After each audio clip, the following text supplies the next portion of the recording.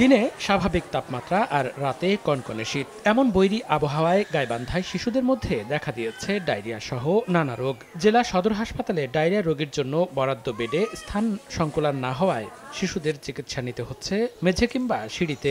উপজেলা স্বাস্থ্য কমপ্লেক্সগুলোরও একই অবস্থা।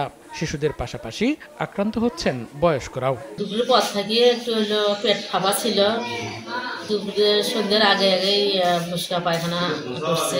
5-6 দিন হলো পাতলা পায়খানা করছে, হাঁকা বমি।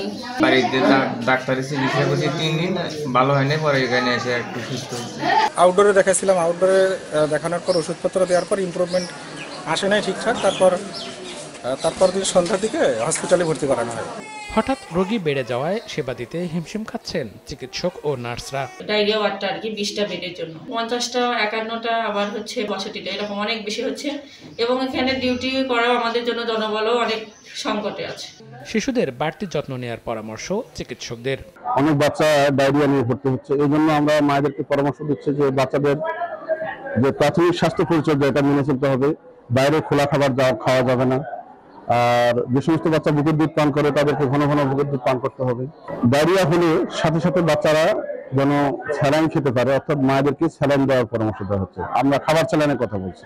গাইবান্ধা 250 শয্যা জেনারেল হাসপাতালে ডায়রিয়া রোগীর জন্য 20টি বেডের বিপরীতে প্রতিদিন ভর্তি থাকছেন 50 থেকে 60 জন রোগী। সময় সংবাদ, গাইবান্ধা।